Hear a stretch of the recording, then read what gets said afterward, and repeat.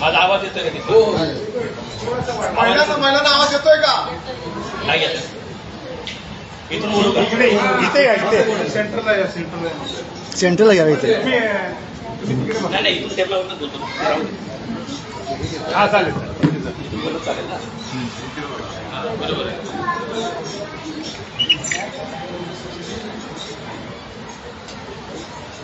साऱ्या विश्वाला आता येतो आवाज.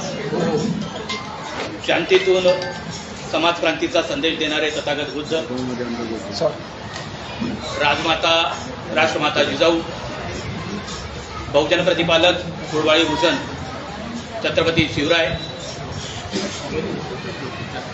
आज ज्यांची जयंती आपण साजरी करतो 199वी, ते राष्ट्रपिता महात्मा ज्योतिराव फुले आणि या सर्व महामानवांवर वेळोवेळी झालेल्या अत्याचाराचा आपल्या लेखणीतून संविधान निर्मितीत प्रत्येक पानावर बदला घेणारे संविधानाचे एकमेव शिल्पकार विश्वरत्न डॉक्टर बाबासाहेब आंबेडकर यांना आणि यांच्यासह ज्या ज्या महामानवांनी तुमच्या माझ्या कल्याणाकरता आयुष्य वेचलं, विचार दिले, त्या सर्व महामानवांना, महानायकांना सर्वप्रथम अभिवादन करतो. आपणा सर्वांना राष्ट्रपिता ज्योतिराव फुलेंच्या 199व्या जयंतीच्या हार्दिक शुभेच्छा देतो आणि एक विनंती करतो की पुढचे जे काही 40 मिनिटं, 45 मिनिटं, 1 तास मी बोलणार आहे, त्या 1 तासामध्ये 45 मिनिटामध्ये कृपा करून आपण आपल्या सर्वांनी आपले फोन सायलेंट ठेव. माईकचं एक लिमिटेशन्स आहे. दुसरी गोष्ट जी आहे, फॅन चालूच ठेवायला लागणार आहेत, गरम होत आहे, काही फॅनचा आवाज येतोय, त्याच्यातून माझा आवाज तुमच्यापर्यंत पोहोचवण्यासाठी या गोष्टी करणं गरजेचं आहे. त्यामुळे कृपा करून आपले फोन या 40-45 मिनिटात वाजणार नाही, त्याची काळजी घ्या. आणि हे याच्यासाठी सांगतोय की वाजलेला फोन जो आहे ना, तो तुमचं लक्ष भरकटवतो.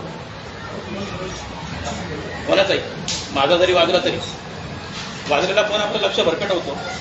आणि आपला जो उद्देश आहे, या ठिकाणी आपण सर्वजण जे आलेलो आहोत, आज राष्ट्रपिता ज्योतिराव फुलेंची जयंती आहे आणि त्यांच्याविषयी जाणून घेण्यासाठी, अर्थात इथं बसलेले सर्वच लोक जर का मी पाहिले तर सर्वच जण जाणकार आहेत, सर्वच जण चळवळीतले कार्यकर्ते, सर्वच जण या विहाराचे सदस्य आहेत, सर्वच जण या ठिकाणी येणारे सदस्य आहेत.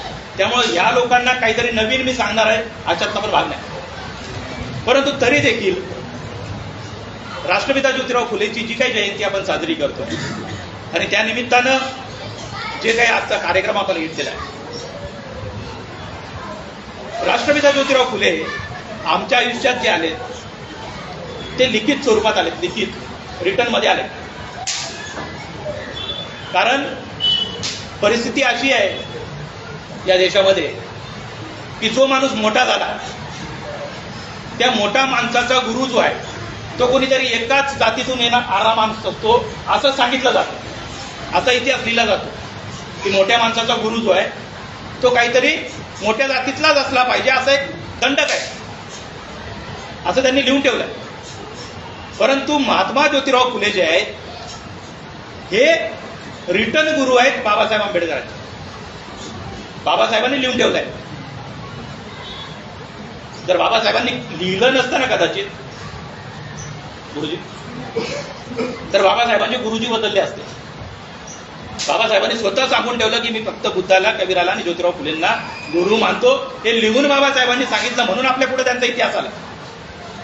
जर बाबासाहेबांनी हे लिहून सांगितलं नसतं, याच 18व्या खंडातच आहे, याच्यातच आहे ते भाषण बाबासाहेबांचं. बाबासाहेबांनी जर लिहून सांगितलं नसतं तर आमच्यापर्यंत या महापुरुषाचा उदय झाला नसता, इतिहासातून गडप झाले असते, आम्हाला माहीत पडलं नसतं. आता इतिहासातून ज्योतिराव फुले गडप झाले असते, असं ज्योतिराव फुलेंनी इतिहासात काय केलं? ज्योतिराव फुलेंचा इतिहास गडप करावा असं युक्त असलेल्या व्यवस्थेला का वाटलं असेल? का वाटू शकतं? आज 199वी जयंती आहे. 199वी जयंती म्हणजे पुढच्या वर्षी 200वी जयंती, द्विजन्मशताब्दी महोत्सव जो आहे तो राष्ट्रपिता ज्योतिराव फुलेंचा असणार आहे. आणि या 200 वर्षामध्ये या देशामध्ये सामाजिक चळवळीचा पाया जर का कुठल्या आंदोलनाने घातला असेल, कुठल्या चळवळीने घातला असेल, तर ती चळवळ राष्ट्रपिता ज्योतिराव फुलेंची चळवळ आहे. ज्योतिराव फुलेंची जी चळवळ आहे त्या चळवळीने या देशातल्या सामाजिक परिवर्तनाची लढाई जी आहे ती सुरू केली. 1827ला जन्म झाला, 11 एप्रिलला. ज्योतिराव फुलेंचा 11 एप्रिल 1827ला ज्यावेळेला जन्म झाला त्याच दिवशी अजून एक घटना पुण्यामध्ये घडली.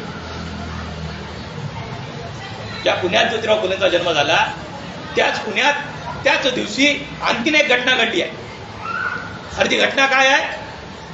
ज्या दिवशी ज्योतिराव फुलेंचा जन्म झाला त्याच दिवशी पुण्यातला पेशवाईचा प्रतीक असलेला शनिवार वाडा पूर्णपणे जळून खाक झाला. त्याच दिवशी. या डॉक्युमेंटेड गोष्टी आहेत, लिहिलेल्या गोष्टी आहेत. हे मी तुम्हाला का सांगतोय? तुम्हाला भावनिक करण्यासाठी सांगत नाही. हे मी तुम्हाला याच्यासाठी सांगतोय की तारखा आपल्या लोकांच्या लक्षात असल्या पाहिजे. आम्ही खूप लिमिटेड तारखा लक्षात ठेवल्या. आमचा इतिहास मोठा आहे पण आम्हाला लिमिटेड तारखा लक्षात आहेत. आम्हाला महत्वाच्या तारखा ज्या आहेत त्या लक्षात असल्या पाहिजे. हे ज्योतिराव फुले ज्या वेळेला 1827ला जन्माला आले आणि ज्या वेळेला मिशनरी स्कूलमध्ये शिकत होते त्या स्कूलमध्ये असलेलं जे काही वातावरण होतं ते वातावरण बघून त्यांच्या मनात या देशात असलेल्या व्यवस्थेला बदलण्यासाठीचे प्रयत्न सुरू झाले. व्यवस्था बदलली पाहिजे हा विचार जो मनात आला, हा मिशनरी स्कूलमध्ये असलेल्या जे काही वातावरण होतं त्या वातावरणाला बघून विचार आला की नाही, अशीच व्यवस्था आपल्या देशात असली पाहिजे, आपल्या गावात असली पाहिजे, पुण्यात असली पाहिजे. मग पुण्यात त्यावेळेला व्यवस्था काय होती?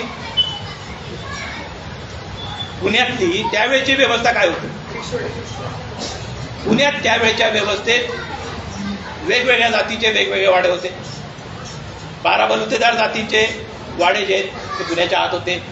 अस्पृश्य जातीचे वाडे जे आहेत पुण्याच्या आजूबाजूच्या बाउंड्रीवर होते. आणि त्याच्यातले आदिवासी लोक जे आहेत ते फार पुण्यापासून लांब होते, जंगलात. ही व्यवस्था ज्योतिराव फुलेंनी पाहिली आणि ही व्यवस्था पाहिल्याच्या नंतर ही व्यवस्था बदलली पाहिजे यासाठी प्रयत्न केले पाहिजेत असा विचार ज्योतिराव फुलेंच्या लहानपणी ज्या वेळेला मिशनरी स्कूलमध्ये शिकत होते त्यावेळेला पहिल्यांदा आला. कारण माणसाला घडवण्यासाठी आयुष्यात अशा काहीतरी घटना लागतात की ज्याच्याने माणसाचं आयुष्य बदलतं. जसं डॉक्टर बाबासाहेब आंबेडकरांचं आपल्याला लहानपणाच्या गोष्टी माहित आहेत. पाण्याच्या माठाला हात लावू दिला नाही ती गोष्ट डोक्यात राहिली. केस कापण्यासाठी नकार दिला ती गोष्ट लक्षात राहिली. आणि या गोष्टीमुळे बाबासाहेब आंबेडकर जे त्यांनी ठरवलं की या गोष्टी बदलल्या पाहिजेत. तसंच ज्योतिराव फुलेंच्या आयुष्यात देखील काही घटना घडल्या. त्यांचा एक मित्र परांजपे नावाचा, या परांजपेच्या लग्नाच्या वरातीत ज्योतिराव फुले गेले. लग्न परांजपेचं, ज्योतिराव फुलेंच्या वर्गातला मित्र, जवळचा मित्र. आणि त्या वरातीत ज्योतिराव फुले ज्या वेळेला गेले त्यावेळेला ज्योतिराव फुले 20 वर्षाचे होते, शिकलेले होते, अर्ध्या पुण्याचे मालक होते. 200 एकर जागा शिवाजीनगर जे आहे ना आजचं पुण्याचं, हे पुण्याचं शिवाजीनगर आजचं कलमाडीने पण नाही, शरद पवारने पण नाही बसवलं. ते शरद पवारने कलमाडीची देण नाही आहे शिवाजीनगर. ज्योतिराव फुलेंच्या 200 एकर जमिनीवर शिवाजीनगर आहे. या 200 एकर पुण्याच्या जमिनीचा अर्ध्या पुण्याचा त्यावेळेचा मालक, अर्ध्या पुण्याचे मालक असलेले ज्योतिराव फुले, शिक्षित असलेले ज्योतिराव फुले, त्यावेळेला कॉन्ट्रॅक्टर असलेले ज्योतिराव फुले. त्यावेळेचे कॉन्ट्रॅक्टर आणि साधे सुधे कॉन्ट्रॅक्टर नाही, त्यावेळेला कमर्शियल कॉन्ट्रॅक्टर. आणि काय कमर्शियल कॉन्ट्रॅक्टरचं बांधकाम आम्ही आमच्या लोकांनी तिथं जाऊन आम्ही बघतो. आता पहिले बोरी बंदर बनायचे, आता विटीला तिथं जाऊन ते जे काही स्टेशन आहे ते स्टेशन बांधताना आम्ही बाहेर जाऊन बघतो. त्याच्यावर लाइटिंग आता सोडलेली, त्या लाईटाचे फोटो काढतो, सगळं करतो. आमच्यापैकी बऱ्याच लोकांना माहित नाही की त्या स्टेशनच्या बांधकामात असलेल्या कन्स्ट्रक्शन कंपनीपैकी एक कंपनी राष्ट्रपिता ज्योतिराव फुलेंची होती. एवढे मोठे ज्योतिराव फुले ज्या वेळेला टाटानी जमशेदजी टाटानी त्याची कंपनी सुरू केली त्यावेळेला टाटाच्या कंपनीचा वर्षाचा टर्नओव्हर त्या काळात 20,000 रुपये होता. 20,000 टाटाच्या कंपनीचा. आज जी टाटाची कंपनी देशभरात फोपावली आहे त्या टाटा कंपनीचा त्यावेळेचा टर्नओव्हर जो आहे तो 20,000 वर्षाचा होता. आणि ज्योतिराव फुलेंची जी काही कन्स्ट्रक्शन कंपनी होती, लेबर कंपनी होती, त्या कंपनीचा वर्षाचा टर्नओव्हर त्यावेळेला 21,000 होता. मग अर्ध्या पुण्याचे मालक ज्योतिराव फुले, शिक्षित ज्योतिराव फुले आणि श्रीमंत ज्योतिराव फुले, पैशाने श्रीमंत असलेले ज्योतिराव फुले. हे ज्योतिराव फुले ज्या वेळेला परांजपेच्या वरातीत गेले त्यावेळेला रात्रीच्या वराती असायची. त्या वरातीत ज्योतिराव फुले ज्या वेळेला गेले ती वरात एका चौकातून दुसऱ्या चौकात ज्या वेळेला जायला लागली, डोक्यावर कंदील असलेले लोक जे आहेत, बायका ज्या आहेत त्या डोक्यावर कंदील घेऊन चालायचे आपल्या आणि वरात चालायची. त्या डोक्यावर कंदील असलेल्या बायका जशा एकेका चौकातून पुढे जाऊ लागल्या, पुढच्या चौकात गेल्याच्या नंतर त्या चौकात जरा बऱ्यापैकी लाईट होता. त्या बऱ्यापैकी लाईट असलेल्या चौकात ज्या वेळेला परांजपेच्या लग्नाची वरात पोचली त्यावेळेला तिथं ज्योतिराव फुले जे आहेत त्यांच्या चेहऱ्यावरती लाईट पडला आणि वरातीत गडबड झाली. परांजपेच्या लग्नात परांजपेचे जे काही नातेवाईक होते त्या नातेवाईकांच्या लक्षात आलं की वरातीत त्यांच्या व्यतिरिक्त कोणीतरी घुसला. काय झालंय? वरातीत त्यांच्या व्यतिरिक्त कोणीतरी घुसलेला आहे. त्याची पगडी वेगळी आहे, ज्याचा रुबाब वेगळा आहे, तो त्या वरातीत घुसला आहे. हे ज्या वेळेला पाहिलं वरातीतल्या लोकांनी ज्योतिराव फुलेंना, अर्ध्या पुण्याच्या मालकाला, शिक्षित ज्योतिराव फुलेंना, श्रीमंत ज्योतिराव फुलेंना कॉलर पकडून वरातीच्या बाहेर काढ. कॉलर पकडून आणि कॉलर पकडून बाहेर काढताना शब्द विचारले, अरे शूद्रा. ज्योतिराव फुलेंना ज्योतिराव फुलेंचा उल्लेख केला, अरे शूद्रा तुझी या वरातीत येण्याची हिंमत कशी झाली? कोणाला? अर्ध्या पुण्याच्या मालकाला, शिक्षित ज्योतिराव फुलेंना, श्रीमंत ज्योतिराव फुलेंना काय प्रश्न विचारला गेला? कॉलर पकडून विचारलं गेलं, अरे शूद्रा तुझी या वरातीत यायची हिंमत कशी झाली? ज्योतिराव फुले त्या लग्नाच्या वरातीत गेले असतील त्यावेळेला अर्ध्या पुण्याचा मालक साध्या अवतारात गेला असेल का?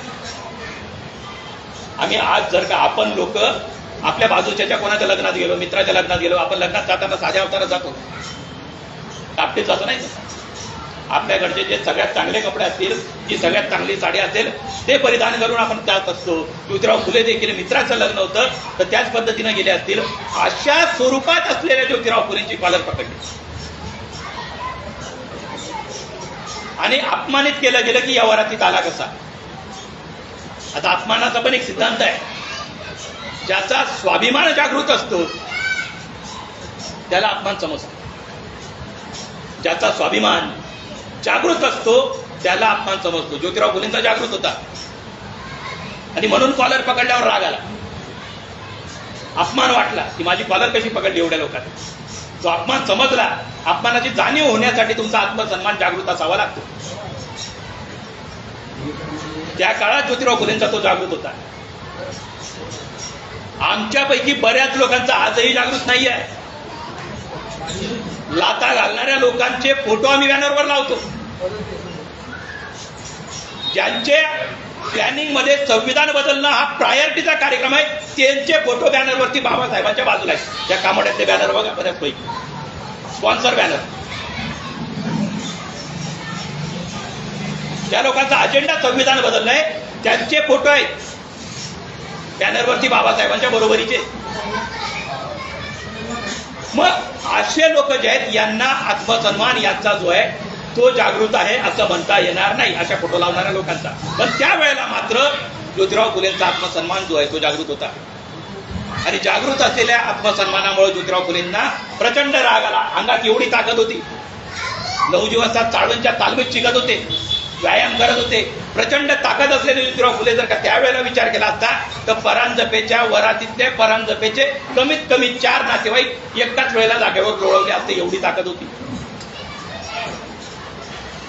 4 कमीत कमी 4 परांजपेचे नातेवाईक जागेवर लोळवले असते एवढी ताकद होती.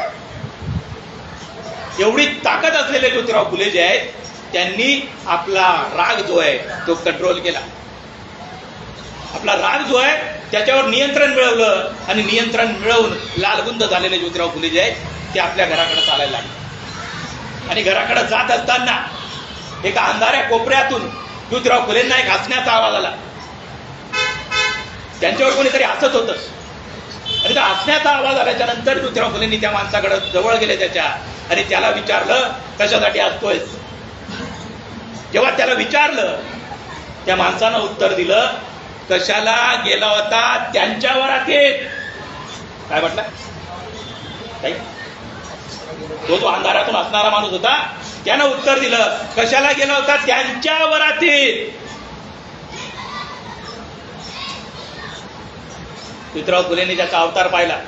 त्याच्या कमरेला झाडू आहे, त्याच्या गळ्यात गाडगं आहे, त्याच्या अंगावर कपडे पुरेसे नाही आहेत. अंगावर कपडे नसलेला, गळ्यात गाडगं असलेला, कमरेला झाडू असलेला माणूस सांगतोय कशाला गेला होता त्यांच्या वरातीत.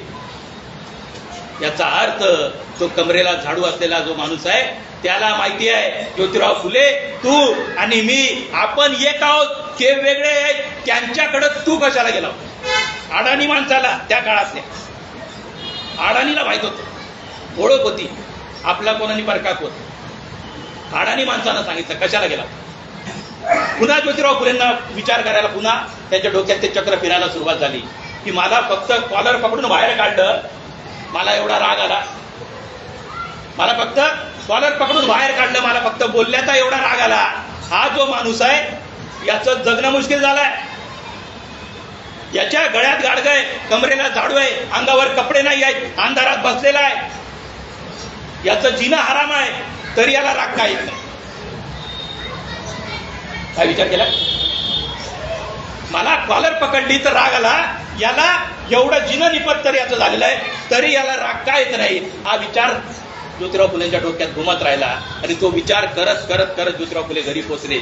वडिलांकडे गेले गोविंदराव फुलेंकडे आणि गोविंदराव फुलेंना झालेली हकीकत सांगितली की बाबा आज मी वरातीत गेलो होतो, वरातीत असा असा प्रसंग झाला आणि येताना असा असा प्रसंग झाला, हे सगळं सांगितलं. तेव्हा गोविंदराव फुलेंनी उत्तर दिलं की ज्योती बरं झालं त्या लोकांनी तुला जिवंत परत पाठवलं.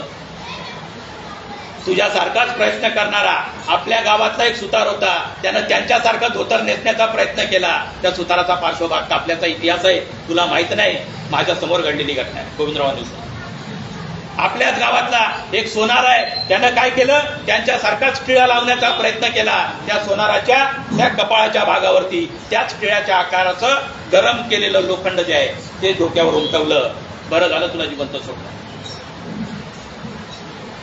सोनाराची सुताराची त्या काळातली अवस्था गोविंदराव फुलेंनी आपल्या पोराला समजावून सांगितली. रात्रभर ज्योतिराव फुलेंनी विचार केला, मला अपमान जो आहे तो समजतोय, त्याला का नाही समजत, मला समजतोय, त्याला का नाही समजत, मला समजतोय, त्याला का नाही समजत. हा विचार रात्रभर केल्याच्या नंतर दुसऱ्या दिवशी सकाळी तुमच्या आणि माझ्या मुक्तीचा सिद्धांत जो आहे तो ज्योतिराव फुलेंनी निर्माण केला. तो सिद्धांत आहे विद्येविना मती गेली, गती गेली, नीती गेली, वित्त गेले आणि याच्यामुळे शूद्र खचले. कशामुळे झालं हे सगळं? त्याच्या कमरेला झाडू आहे, गळ्यात गाडगं आहे, पण त्याला अपमान वाटत नाही का? कारण त्याच्याकडे विद्या नाही. त्याचा स्वाभिमान जागृत करणारी जी विद्या आहे ती त्याच्यापासून त्याला वंचित ठेवलेला आहे, त्याच्यापासून त्याला लांब ठेवलेला आहे आणि त्याच्यामुळे त्याचा अपमान त्याला समजत नाही. तो अडाणी आहे म्हणून अपमान समजत नाहीये, मी शिकलेला होतो म्हणून मला अपमान समजला. या गोष्टीवर या पॉइंटवर ज्योतिराव फुले पोचले आणि पोचल्याच्या नंतर हा सिद्धांत जो आहे हा जगाला ओरडून सांगितला की विद्याविना मती गेली, नीती गेली, गती गेली, वित्त गेले म्हणून शूद्र खचले. आणि मग विचार केला की या लोकांना शिकवलं पाहिजे. अपमान समजून घेण्यासाठी किमान या लोकांना शिक्षित केलं पाहिजे. आणि मग तो विचार जो आहे तो बोलून दाखवण्यासाठी वडिलांच्या समोर ते बसले, वडील बसले आणि सावित्रीबाई फुले त्यावेळेला 17 वर्षाची सावित्रीबाई अशा दाराच्या कमानीत उभी होती, 17 वर्षाची. आणि यावेळेला ज्योतिराव फुलेंनी गोविंदराव फुलेंना सांगितलं की बाबा मला कळलं त्या माणसाला त्याचा अपमान का वाटला नाही, मला असं वाटतंय की त्या माणसानं देखील शिकलं पाहिजे आणि शिकण्यासाठी मी प्रयत्न करणार आहे, मी शाळा काढणार आहे आणि त्या लोकांना शिकवण्याचा मी प्रयत्न करणार आहे जेणेकरून त्यांचा आत्मसन्मान जागृत होईल. ज्यावेळेला गोविंदराव फुलेंना ज्योतिराव फुलेंनी असं सांगितलं, त्यावेळेला गोविंदराव फुले म्हणाले, ज्योती, तुला जर का हे काम आणि हे धंदे करायचे असतील, माझ्या घरात तुला जागा नाही, तुला माझं घर सोडावं लागेल. काय म्हणाले? ज्योती, तुला जर का हे काम म्हणजे शिकवायचं काम जर करायचं असेल तर तुला माझ्या घरात स्थान नाही. ज्योतिराव फुले मनाची पूर्ण तयारी करून असलेले 20 वर्षाचे ज्योतिराव फुले 17 वर्षाच्या सावित्रीमाईकडे बघतात आणि सावित्रीमाईला समजतं नवऱ्याला काय म्हणायचं. 17 वर्षाची सावित्रीमाई अंगावरचं एक लुगडं आणि सोबत एक लुगड्याचं बोचकं एवढंच सोबत घेते आणि ज्योतिराव फुलेंकडे बघते. दोघं जण तुमच्या आणि माझ्या शिक्षणासाठी अर्ध्या पुण्याची मालकी सोडून बापाचं घर सोडतात. त्या दोन जणांनी 17 वर्षाच्या सावित्रीमाईनी आज आमची सून 1 BHK सोडायला तयार नाही. सासऱ्याला सांभाळत पण नाही, सोडत पण नाही, ही परिस्थिती आज. पण तुमच्या आणि माझ्यासाठी तिचा काहीच संबंध नव्हता आमच्याशी. आमच्या शिक्षणासाठी अर्ध्या पुण्याची मालकी सोडली आणि दोघं जण घराच्या बाहेर पडले. घराच्या बाहेर पडल्याच्या नंतर विडेवाड्यामध्ये शाळा काढली आणि शाळा काढून पहिले मुलींना शिकवायला सुरुवात केली. कारण मुली जर का शिकल्या तर त्या घरातल्या पोरांना शिकवतील. मुलगी जर का शिक्षित असेल, तिचा स्वाभिमान जर का जागृत झाला असेल तर ती स्वाभिमानी पिढी जन्माला घालू शकते.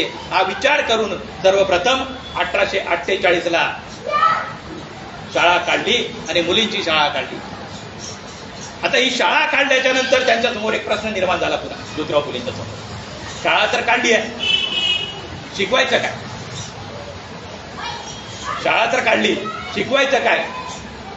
कारण सिलेबस जो आहे, शाळेचा अभ्यासक्रम जो आहे तो तयार करणारे लोक पर्टिक्युलरली एका जातीचे लोक होते. कुठल्या जातीचे होते तुम्हाला माहिती आहे, तुम्हाला काही वेगळं सांगायची गरज नाही. मला सूचना पण आहेत, सांगू नका म्हणून. आणि मी सूचनांचं खूप पालन करतो बोलताना. मी 8 तास बोललो ना, 8 तासात नावच घ्यायचं नाही असं जरी सांगितलं तरी मी नाव न घेता बोलतो. त्याच्यामुळे ज्या लोकांकडे शिक्षणाची मक्तेदारी होती, ज्यांच्याकडे सिलेबस बनवण्याची मक्तेदारी होती, त्या लोकांनी काय केला, तो सिलेबस जो आहे तो बनवताना कसा बनवलाय? आपण सर्वजण शिक्षित आहोत आणि बऱ्यापैकी लोक जे आहेत ते मराठीत शिकलेलं असं वाटतं चेहऱ्यावरून तुमच्या सगळ्यांची.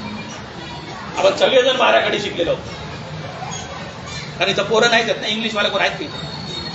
तुमचे पोरं बॅनर लावतात तिकडे इंग्लिश शिकलेले आणि मराठीत शिकलेली तर आहेत काय प्रवचन. इंग्लिश शिकलेले जास्त शिकले ते बॅनर लावायला गेले.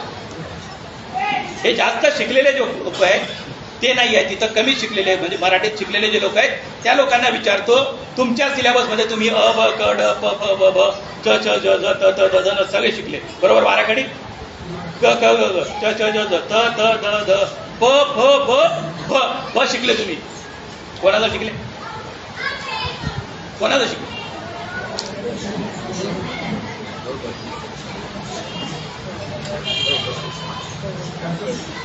तुमचं गाव कुठलं झालं? गाव कुठलं? नाशिकचे झाले. नाशिकमध्ये ते काय शिकले त्यांनी मला सांगितलं. पवार मॅडम पण नाशिकचे, तुम्हाला विचारत नाही. तुमचं गाव कुठलं? नाशिकच. तुमचं?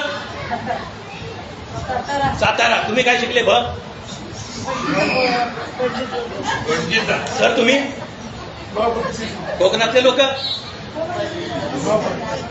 मी कांद्याच्यातला, मी पण भ तेवढाच शिकलो. आहे रे बरोबर ना? हो भटजीचा. मी आता या चळवळीत आल्याच्या नंतर विचार करायला लागलो की समजा मी पहिलीला असताना बाराकडे आपण शिकतो जनरली, त्या पहिलीच्या वर्गात मला भटजीच्या ऐवजी भाताचा शिकवला असता, चालला असता का नसतं? चालला असता का नाही? भाताचा शिकवला असता, चालला असता ना? खानदेशातले लोक जरा पंचायत करते आणि भात कमी खाते, आम्ही भाकरीवाले लोक. मग भाकरीचा शिकवला असता तरी चालला असतं.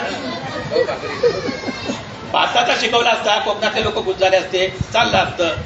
घाटावरच्या लोकांसाठी भाकरीचा शिकवला असता तरी चाललं असतं. व भाकरीचा शिकवला तरी चालण्यासारखं होतं, व भाताचा शिकवला तरी चालण्यासारखं होतं. पण ना भाकरीचा शिकवला, ना भाताचा शिकवला. त्यांच्याकडे आहेत ना लेखण्या. मग आता विचार करायला लागलो, समजा याच्यावरनं वाद झाला असता तर खानदेशातल्या आयरेताईंनी लावूनच धरला असता एकदम, नाही आम्हाला भाकरीचाच पाहिजे. आणि तिकडे आनंद पवार साहेब जे आहेत किंवा पवार मॅडम आमच्या खानदेशातले, पवार साहेब आमचे कोकणातले, त्या दोघांनी घरातच भांडण केलं असतं. नाही नाही नाही भाकरीचा. मॅडम म्हटल्यास भाकरीचा, पवार म्हटल्यास ते भाताचा. याच्यावरनं लय मोठा वाद झाला, प्रचंड वाद झाला. आणि प्रचंड वाद झाल्याच्या नंतर, या दोघांमध्ये भांडण झाल्याच्या नंतर ते जाधव साहेबांनी ऐकलं असतं, त्यांनी विहारात येऊन सांगितलं असतं आणि विहारात मग चर्चा झाली असती, मंडळ बसलं असतं आपलं आणि आपण चर्चा केली असते. अरे नाही, दोघांचं काहीतरी चुकतंय, काहीतरी चुकतंय, काहीतरी चुकतंय. मग काय, एक काम करूया, आपण सर्वानुमते एक निर्णय घेऊया, भाताचा पण नको, भाकरीचा पण नको, भारताचा शिकवू. त्यावेळेलाच जर का भारताचा शिकवला असता तर आमची बांधिलकी भारताची अधिक राहिली असती. आमचा भारत कापला आणि पट जोडला, त्याच्यामुळं म्हणा डोळ्याला पाणी लावा, हे त्याच्यामुळे चालू आहे. तिथून सुरुवात आहे, तिथून सुरुवात आहे. मग असा सिलेबस शिकवायचा का, हा ज्योतिराव फुलेंच्या समोर प्रश्न निर्माण झाला. आणि मग ज्योतिराव फुलेंनी ठरवलं की हे शिकवून जे आहेत, पोरं जे आहेत ते म्हणतील, डोळ्याला पाणी लावतील, काय केलं पाहिजे, हे नाही शिकवलं पाहिजे. मग त्यांनी सिलेबस तयार करण्यासाठी लिहिण्याचा निर्णय घेतला आणि आपलं साहित्य ज्योतिराव फुलेंनी जे लिहिलं ते सगळं वर्गात शिकवणारं साहित्य आहे. गुलामगिरी वर्गात शिकवली, शेतकऱ्याचा असूड वर्गात शिकवलं, तृतीय रत्न वर्गात शिकवलं. हे सगळे पुस्तकं जे आहेत हे वर्गात शिकवले. आणि वर्गात शिकवल्यामुळं वर्गातल्या पोरींचा IQ जो आहे तो विचार करण्यासारखा झाला आणि त्यांना अपमान समजायला लागला. आणि अपमान समजलेल्या पोरींपैकी एक पोरगी होती मुक्ता साळवे नावाची, तिनं निबंध लिहिला, आम्ही धर्म नसलेली लोक आहोत. तिला जर का भट्टीचा शिकवला असता, म्हणून पाणी डोळ्याला लावलं असतं, पण नाही, गुलामगिरी शिकली, शेतकऱ्याचा आसूड शिकली, तृतीय रत्न शिकली. त्याच्यामुळे विचार केला की आम्ही धर्म नसलेली लोक आहोत. असे विद्यार्थी घडवायचे होते, त्याच्यामुळे निर्णय घेतला ज्योतिराव फुले की सिलेबस जो आहे तो माझाच असेल. शाळेचे मालक ज्योतिराव फुले, शाळेचे मुख्याध्यापक ज्योतिराव फुले, शाळेच्या सिलेबस मंडळाचे अध्यक्ष ज्योतिराव फुले, शाळेचे शिक्षक ज्योतिराव फुले, हे सगळं ज्योतिराव फुले. आणि त्याच्यातून माझी पिढी घालायला सुरुवात झाली. एक शाळेतून 2 शाळा, 2 शाळेतून 5 शाळा, आता ज्या वेळेला विस्तार वाढला शाळांचा, त्यावेळेला ज्योतिराव फुलेंच्या मनात प्रश्न निर्माण झाला की शिकवायला कोणीतरी सोबत पाहिजे. व कोण पाहिजे, एकतर वडिलांनी घराच्या बाहेर काढलंय, समाजाने बहिष्कार टाकलाय, जाणार कोणाकडं. मग ज्योतिराव फुले एक दिवस असंच रात्री सावित्रीबाईंना जेवताना बोलले की सावित्री, माझा असा विचार आहे की तू देखील शिकायला सुरुवात केली पाहिजे आणि माझ्या या शिक्षणाच्या कामामध्ये तू सहकार्य केलं पाहिजे. तू देखील शिकायला सुरुवात केली पाहिजे आणि माझ्या या शिक्षणाच्या कामामध्ये तू मला मदत केली पाहिजे. असं ज्या वेळेला ज्योतिराव फुलेंनी सावित्रीमाईंना सांगितलं, सावित्रीमाई त्यावेळेच्या सर्वसामान्य महिलांसारख्याच, त्यांनी सांगितलं, बघा, मी तुमचा संसार व्यवस्थित करीन, मी तुमचे पोरं व्यवस्थित सांभाळीन, मी तुमचे कपडे धुईन, मी घरातले सगळे कामं करीन, पण मला या कामात यायचं नाही. नकार दिला. नकार दिल्याच्या नंतर दुसऱ्या दिवशी ज्या वेळेला सकाळी ज्योतिराव फुले उठले, तयार झाले, सावित्रीबाईंना म्हटले, सावित्री चल जरा फिरून येऊया. आणि फिरून येण्यासाठी यावेळेला सावित्रीबाईला सोबत घेतलं.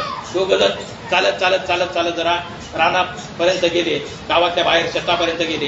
आणि त्या शेतात ज्योतिराव फुले जे त्याच्यातल्या एका शेताच्या बांधावरती बसले. आणि बांधावर बसून ज्योतिराव फुलेंनी सावित्रीबाईला विचारलं, सावित्री, मला सांग, या शेतात जे काही कंस आहेत, त्या कंसात जे काही दाणे आहेत, त्या दाण्यातला सर्वश्रेष्ठ दाणा कुठला? काय विचारला? सावित्री, हे जे काही समोर शेत आहे, या शेतात जे काही कंस आहेत, कंसात जे काही दाणे आहेत, त्या दाण्यातला सर्वश्रेष्ठ दाणा कुठला? सावित्रीबाई म्हणाल्या, नवरा शिकलेला आहे, काय पण विचारतो, मला नाही सांगता येत बा, मला नाही सांगता येत बा. त्यावेळेला ज्योतिराव फुले म्हणाले, सावित्री, हे जे काही शेत आहे, या शेताचे काही कंच आहेत, या कंचाचे काही दाणे आहेत, त्या दाण्यातला फक्त आणि फक्त तोच दाना श्रेष्ठ आहे जो पुन्हा एकदा स्वतःला जमिनीत गाडून घेईल आणि ज्याच्यापासून हजारो नवीन दाणे तयार होतील. सावित्री माईला नवऱ्याचा संदेश समजला आणि त्या दोन दाण्यांनी ज्या वेळेला स्वतःचं अस्तित्व जमिनीत गाडून घेतलं, त्याच्यानंतर आज एवढे दाणे पंख्याखाली बसले. हा इतिहास आहे आमचा. असं सहज नाही आलो आम्ही पंख्याच्या खाली.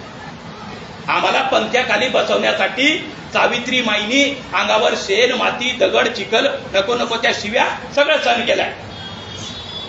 एवढ्या लेवलचा अपमान सहन केलाय. आणि आमचा अपमान काय होतो माहिती? आमचा पत्रकात माझं नावच नाही, अपमान.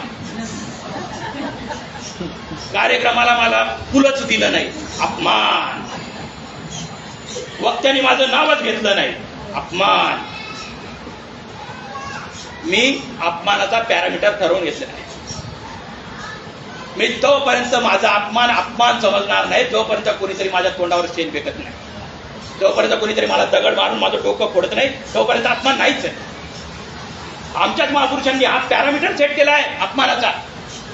हा पॅरामीटर आहे अपमानाचा. या लेवलचं तुमच्या सोबत काही घडत असेल ना तर अपमान आहे. पत्रकावर नाव नाही, बॅनरवर फोटो नाही, हा काय अपमान आहे? मग हे ज्योतिराव फुले ज्या वेळेला लोकांना शिकवायला लागले, शिक्षित लोकांना संघटित करण्याचा प्लॅनिंग झालं. आम्हाला माहित आहे ना, बाबासाहेब आंबेडकरांनी आम्हाला मूलमंत्र दिलाय काय? शिका, संघटित व्हा, संघर्ष करा. कुठून दिलाय ते सांगतो. काय केलं? पहिले शिकवलं, शाळा काढल्या, पोरांना शिकवलं, पोरींना शिकवलं, शिक्षित लोक तयार व्हायला लागले. मग काय केलं पाहिजे? या शिक्षित लोकांचं संघटन बांधलं पाहिजे. शिक्षित लोकांना संघटित केलं पाहिजे. आणि जेव्हा संघटित करण्याचा निर्णय घेतला त्यावेळेला संघटित करण्यासाठी एक प्रेरणा लागते. लोकांना एकत्र आणण्यासाठी काहीतरी प्रेरणा असावी लागते. ज्योतिराव फुलेंनी त्यावेळेला ग्रँडअप वाचला आणि वाचल्याच्या नंतर लक्षात आलं की याच पुण्याच्या परिसरामध्ये, याच पुणे आणि रायगडच्या परिसरामध्ये छत्रपती शिवाजी महाराज नावाचा एक कुणब्याचा राजा होता, एक कुळवाडी भूषण होता, एक असा राजा होता ज्याचं राज्य रयतेचं राज्य होतं. सगळ्या जणांना आपलं राज्य वाटायचं असं राज्य होतं. आणि मग ठरवलं की समाधी शोधली पाहिजे. रायगडावर गेले, समाधी शोधली. समाधी शोधल्याच्या नंतर जेव्हा पहिल्यांदा पुण्यात पोहोचले, समाधी शोधून पहिलं काम केलं, छत्रपती शिवाजी महाराजांवर ज्योतिराव फुलेंनी 1000 ओळींचा पोवाडा दिला. 1000 ओळीचा पोवाडा दिला ज्योतिराव फुलेंनी. आम्हाला अजून माहित नाही. पहिले शिव शाहीर राष्ट्रपिता ज्योतिराव फुले 1000 ओळीचा पोवाडा दिला. आणि दुसरं काम केलं, 1869 भारताच्या इतिहासातली पहिली जयंती जी आहे ती ज्योतिराव फुलेंनी सुरू केली. आणि ती जयंती होती छत्रपती शिवाजी महाराजांची. आणि काय जयंती होती? माझ्या वाचनात, तुम्ही माझ्यापेक्षा बरेच लोक इथं सिनियर आहेत, तुमच्या वाचनात पण जर काय आला असेल तर मला सांगा. ज्योतिराव फुलेंनी पहिली शिवजयंती सुरू केली आणि शिवजयंतीमध्ये ज्योतिराव फुले प्रचंड नाचले. असं लिहिलंय का कुठं? आहे कोणाच्या वाचनात? आहे का?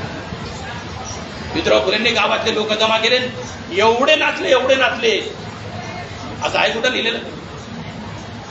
मग काय आहे लिहिलेलं? काय माहितीये? ज्योतिराव फुलेंनी शिवाजी महाराजांच्या जयंतीच्या निमित्तानं सत्यशोधक लोकांचा मेळावा भरवला. त्या मेळाव्याला नाव दिलं सत्यशोधक मेळावा. आणि त्या सत्यशोधक मेळाव्यामध्ये भाषण दिलं. आणि भाषण दिल्याच्या नंतर, आता मी एवढं बोलतो, एवढ्यातलं तुमच्या सगळं लक्षात राहील का? नाही राहणार. तुमच्या लक्षात काय राहील? 2 किंवा 3 उदाहरणं तेवढंच लक्षात राहतं माणसाच्या. आपल्या बुद्धीची पण एक, आपल्या बुद्धीचं एक हे आहे, लिमिटेशन आहे. आपल्याला पूर्णच्या पूर्ण लक्षात राहत नाही.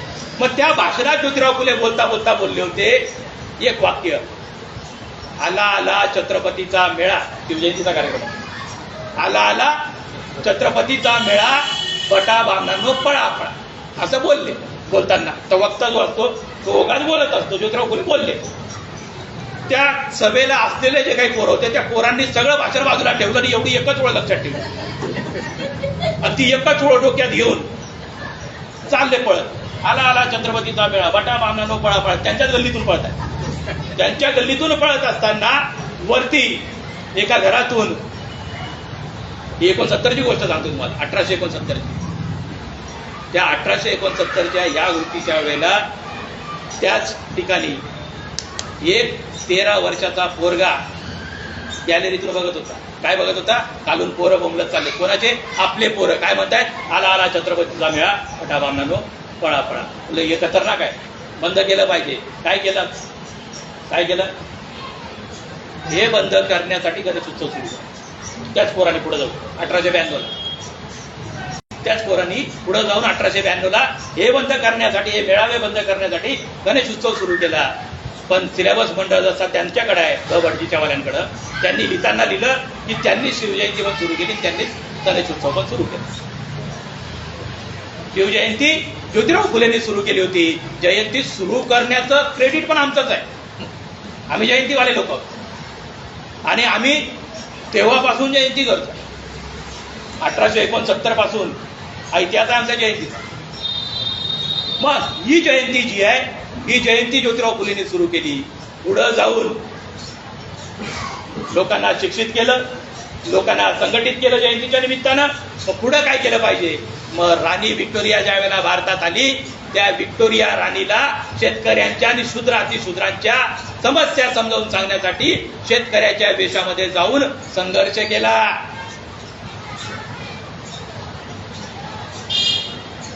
बाबासाहेबांनी जे सांगितलं ना, ते आपल्या गुरुचं चरित्र सांगितलंय 3 शब्दात: शिका, संघटित व्हा आणि मग संघर्ष करा. हे आपल्या गुरुचं चरित्र आहे, ज्योतिराव फुलेंचं चरित्र आहे. संपूर्ण चरित्र बाबासाहेबांनी 3च शब्दात आम्हाला सांगितलं. 3च शब्दात: शिका, ज्योतिराव फुलेंनी केलं, शिकवलं. संघटित व्हा, संघटित केलं आणि मग संघर्ष करा. या गोष्टी ज्योतिराव फुलेंचं एवढं मोठं आयुष्य, एवढं प्रचंड आयुष्य 3 शब्दात बाबासाहेबांनी अधोरेखित केलं आणि तोच मूलमंत्र आम्हाला दिला. आम्ही त्याच्यावर आज पण आम्ही त्याच्यावरती अंमलबजावणी करतो.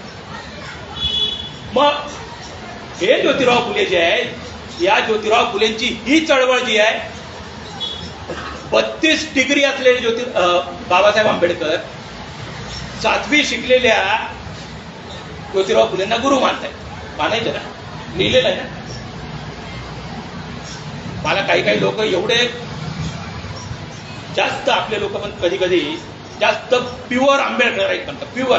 प्युअर म्हणजे एवढे प्युअर ना, एक मला याच कामोड्यातच एक प्युअर भेटतो, याच कामोड्यात फक्त बाबासाहेब.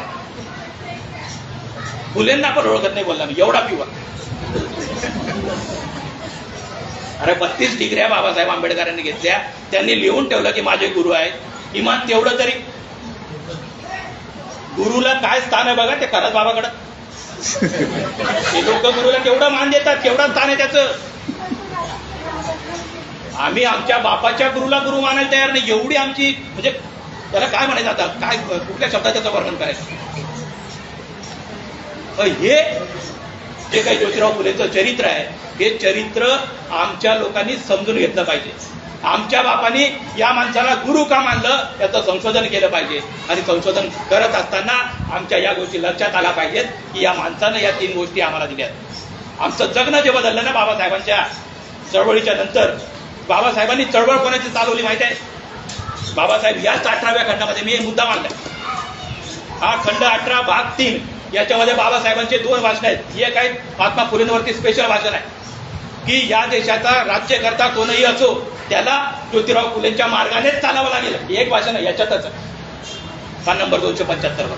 आणि त्याच्या पुढे अजून एक भाषण आहे की या देशामध्ये माझ्या व्यतिरिक्त ज्योतिराव फुलेचा सच्चा चेला एकही नाही. ते पण याच्यातच आहे. काय म्हणतात बाबासाहेब स्वतःला? ज्योतिराव फुलेचा सच्चा चेला मीच आहे, माझ्या व्यतिरिक्त कोण नाही, हे सांगितलं आहे. माझं असं म्हणणं आहे, जे बाबासाहेब सांगतात, माझं असं म्हणणं आहे की या देशामध्ये मी एकटाच जो आहे तो ज्योतिराव फुलेंच्या विचाराचा खरा वारसदार आहे. मग आमच्या बापांनी हे स्वीकारलेलं आहे, आम्हाला स्वीकारायला अडचण आहे. आम्ही दुसऱ्याला जातीवादी म्हणतो, पण आमची ही अडचण जी आहे ना, ही आमच्या पण डोक्यातल्या जातीवादामुळे आहे. आम्ही आमच्या डोक्यातला पण आम्ही महापुरुष पण जे आहेत ना, ते सिलेक्टिव्ह स्वीकार.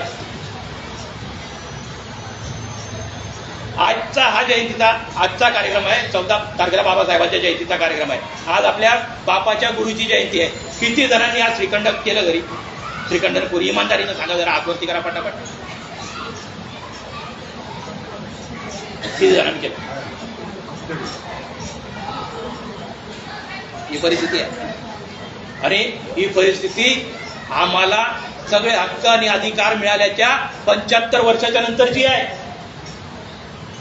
आम्हाला आजही जागृतीची आवश्यकता आहे. आम्ही आजही जागृत होण्याची आवश्यकता आहे. आणि जागृत करण्यासाठी एक काम करावं लागतं, वाचावं लागतं. बाबासाहेबांच्या महापरिनिर्वाणाला, चैत्यभूमीला असेल किंवा धम्मचक्र प्रवर्तन दिनाला दीक्षाभूमीवर असेल, सर्वाधिक पुस्तकांची विक्री होते, रेकॉर्ड विक्री होते. मग रेकॉर्ड विक्री झालेले पुस्तकं जे आहेत ते जातात कुठं? कुठं जातात? कोण वाचतं?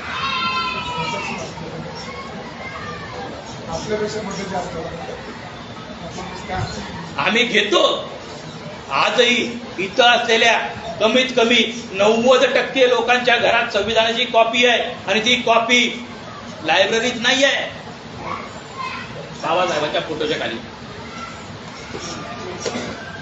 ते संविधान आहे ना, वाचून कोणाला समजत नाही. आणि तेच सांगतो की हे संविधान जे आहे हे बाबासाहेबांच्या फोटोच्या खाली आम्ही ठेवलं आणि वाचायला घेतलं वामनाने. आता हे जरा स्पष्ट बोलतो का, कारण त्यांनी वाचून काय केलं माहितीये, कुठली गोष्ट कशी संपवता येईल याचं प्लॅनिंग केलं. नुसतं शिक्षण संपवण्यासाठी बाबासाहेबांनी शिक्षण फ्री दिलं होतं, फ्री आणि कंपल्सरी एज्युकेशन दिलं होतं, मूलभूत अधिकारात दिलं होतं. मूलभूत अधिकारात दिलेलं शिक्षण जे आहे ते तुमच्या पोरांचं शिक्षण संपवलं. खाजगी शाळांचा सुटसुळाट झाला. 8वी पर्यंत पोरांच्या परीक्षा द्यायचं नाही ठरलं, 8वी पर्यंत पास करत जायचं ठरलं. आमच्या घरात आमच्या समोर डोळे तयार होत आहेत, आम्हाला घेणं देणंच नाही. आणि जे शिक्षण सावित्रीमाईने अंगावर शेण माती दगड चिखल एवढं सगळं सहन करून सुरू केलं, ते शिक्षण आमच्या डोळ्यासमोर संपतंय. आम्ही काय त्याच्यावर ऍक्शन घेतोय? नाही घेत. घेतोय पण आमच्या नोकऱ्या, मूलभूत अधिकारात आम्हाला नोकऱ्या होत्या, आमच्या समोर आमच्या नोकऱ्या संपल्या. इथं बसलेले इथं बऱ्याचपैकी हे समोरचे काही लोक आहेत ना, त्याच्यापैकी बरेच लोक सरकारी ऑफिसेस मधून रिटायर झालेले लोक आहेत इथं बसलेले आजकालचे लोक. मला तुमच्यापैकी किती पोरं तुम्ही सरकारी नोकरीत होतात, तुमचे किती पोरं तुम्ही सरकारी नोकरीत घातले? नोकऱ्या संपल्या आमच्या, शिक्षण संपलं, नोकऱ्या संपल्या, जमिनी संपल्या. जे आम्हाला संविधानानं दिलं होतं ते आमच्या डोळ्यात एकच संपतंय. का? कारण संविधान जे आहे ते आम्ही बाबासाहेबांच्या फोटोच्या खाली मेणबत्तीच्या वरती ठेवलंय आणि त्यांनी वाचायला घेतलंय. त्यांना माहित आहे यांची पहिली पिढी शिकली, यांच्याकडे एवढं वैभव निर्माण झालं, काय केलं पाहिजे?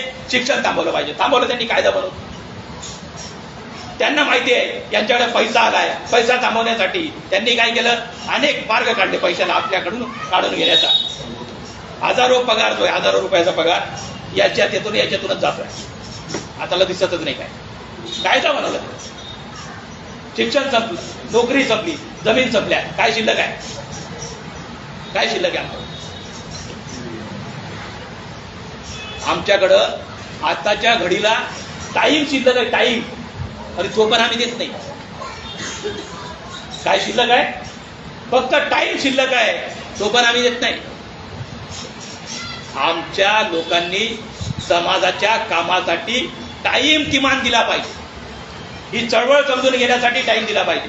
ज्योतिराव फुले समजून घेण्यासाठी, बाबासाहेब आंबेडकर आणि बाबासाहेब आंबेडकर समजून जर घ्यायचे असतील, संविधान जर समजून घ्यायचं असेल, तर संविधान वाचणाऱ्याला एका ओळीत किंवा एका आर्टिकल मध्ये संविधान समजणार नाही. बाबासाहेब वाचण्याची पण पद्धत आहे.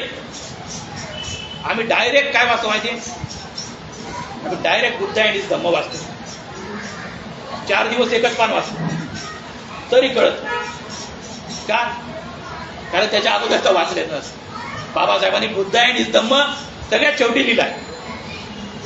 बुद्ध अँड हिज धम्म हा शेवटचा ग्रंथ आहे ना, सगळ्यात शेवटी लिहिला. त्याच्या अगोदर काय लिहिलं ते वाचलं पाहिजे. जर वाचायला तुम्हाला बाबासाहेब समजून घ्यायचे असतील तर जाता जाता बाबासाहेब समजून घेताना कसे समजून घेता येतील तेवढं सांगतो आणि थांबतो. बाबासाहेब समजून घ्यायचे असतील ना तर आधी शूद्रपूर्वी कोण होते वाचा. सगळ्यात पहिले शूद्रपूर्वी कोण होते, अस्पृश्य मूळचे कोण, हे 2 ग्रंथ सगळ्यात सुरुवातीला वाचले पाहिजेत आम्ही. हे वाचले त्याच्यानंतर वाचा काय, ॲनालिशन ऑफ कास्ट, जातीचं उच्चाटन, जाती संपवण्यासाठी काय केलं पाहिजे. ॲनालिशन ऑफ कास्ट मध्ये बाबासाहेब आंबेडकरांनी सांगितलेलं आहे. पहिले शूद्रपूर्वी कोण होतं वाचा, नंतर ॲनालिशन ऑफ कास्ट वाचा, त्याच्यानंतर मुक्ती कोण पथे वाचा, आणि त्याच्यानंतर मग संविधान आणि बुद्ध अँड हिज धम्म वाचा. सोपं वाटतं. आम्ही डायरेक्ट बुद्ध अँड हिज धम्म पहिले 2 दिवस 2च पानं आणि माझ्यासोबत चालले. आपल्याकडे काही एवढं हे सगळं वाचण्याचं वगैरे आपल्या गावाकडे होतं का काही? आपल्या गावाकडे काय होतं असं वाचन? मला मी पहिल्यांदा बुद्ध अँड हिज धम्म इकडं मुंबईत आल्याच्या नंतर माझी मावशी गोरेगावला राहते, त्यांच्याकडे मी पहिल्यांदा पाहिलं. त्या मावशीने मला काढून दिलं, मी वाचायला घेतलं. वाचायला घेतल्याच्या नंतर मी 8 दिवस त्यांच्याकडे राहिलो. 8 दिवसात मी 4 पानं पण वाचले नाही. वाचायचो मी, काढायचो वाचायला, पण समजतच नव्हतं काय. पण जेव्हा चळवळीत आलो प्रत्यक्ष वाचायला सुरुवात केली आणि स्वतः विकत घेऊन वाचायला सुरुवात केली. आणि वाचत असताना पण लक्षात ठेवा, बाबासाहेबांवर किंवा ज्योतिराव फुलेंवर दुसऱ्यांनी लिहिलेलं वाचू नका. दुसऱ्यांनी जे लिहिलंय ना त्याच्यात गडबड आहे. हे अस्सल बाबासाहेबांचं साहित्य जे आहे ना गव्हर्नमेंट प्रकाशित करतं. गव्हर्नमेंट हे 300 रुपयाची प्राइस आहे. त्या दिवशी 20 मार्चला महाडला घेतलं ना 30 रुपयाला दिलं गव्हर्नमेंट. 30 रुपयाला. बाबासाहेबांचं स्वतः लिहिलेलं साहित्य जे आहे ते वाचलं पाहिजे. बाबासाहेबांवर लिहिलेलं जे वाचाल ना ते त्याचं मत आहे. ज्यांनी बाबासाहेब तुमच्यापर्यंत पोहोचवले हे त्याचं मत असतं. आम्ही तेच वाचतो. काय जग बदलणारा बाप माणूस आम्ही वाचतो. त्यांनी सांगितलंय मला असा साक्षात्कार झाला, मला वाटलं माझ्या आयुष्याचं मला ध्येय मिळालं, आणि मग आम्ही ध्येयाच्या मागे लागतो. आम्ही त्या माणसाचं वाचतोय, आम्ही बाबासाहेबाचं वाचत नाही. बाबासाहेब वाचले पाहिजे. दुसरी गोष्ट, राष्ट्रपिता ज्योतिराव फुले नाही वाचले. ज्योतिराव फुलेंवर लिहिलेलं नका वाचू. ज्योतिराव फुलेंवरती लिहिलेलं वाचण्यापेक्षा ज्योतिराव फुलेंनी लिहिलेलं वाचा. गुलामगिरी वाचा, समजेल तुम्हाला काय चाललंय. शेतकऱ्याचा आसूड वाचा, समजेल तुम्हाला काय चाललंय. तृतीय रत्न वाचा, समजेल तुम्हाला काय केलं पाहिजे. अशी जर का पद्धत आम्ही अवलंबली तर खऱ्या अर्थानं आम्ही या महापुरुषांचे वैचारिक वारसदार आहोत असं म्हणता येऊ शकतं. आणि ते करण्यासाठी आपण सर्वजण ही चळवळ समजून घ्याल आणि वाचनाला सुरुवात कराल. आणि जसं मी सांगितलंय तसंच वाचा असं पण नाही. तुम्हाला काही वेगळा मार्ग भेटू शकतो. काही लोकांचा IQ माझ्यापेक्षा चांगला असू शकतो. काही लोकांना असं पण वाटू शकतं की आधी संविधान वाचलं पाहिजे, नंतर बुद्ध अँड हिज धम्म वाचलं पाहिजे, नंतर मागं मुक्ती कोण पथे वाचलं पाहिजे, त्याच्यानंतर त्याच्या अगोदरचं जे मी सांगितलं ॲनालिसिस ऑफ कास्ट वाचलं पाहिजे, त्याच्यानंतर शूद्रपूर्वी. तुमच्या पद्धतीनं वाचा, पण वाचा. ऐकून मोठे झालेले नाहीत लोक. ज्योतिराव फुले कोणाचं ऐकून मोठे नाही झाले. ज्योतिराव फुलेंनी वाचलं शिवाजी महाराजांना.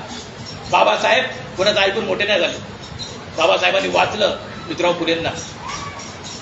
वाचल्यावर मोठे होतं.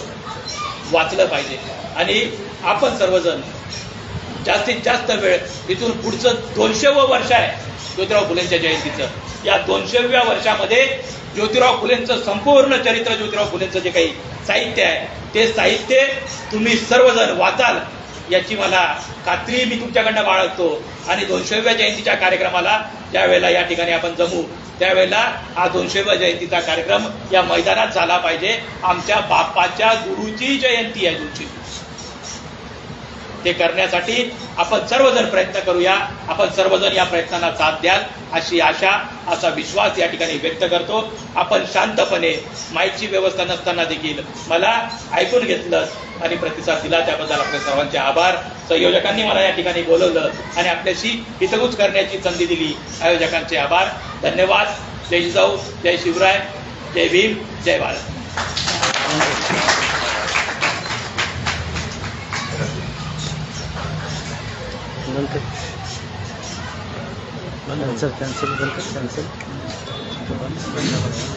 धन्यवाद साहेब. आपण खूप सुंदर अशा पद्धतीने आपण आपल्या वाणीतून महात्मा ज्योतिराव फुलेंचं चरित्र आपण सांगितलं, त्यातून पण आणि बाबासाहेबांना सुद्धा आपण थोडंसं माहिती दिली.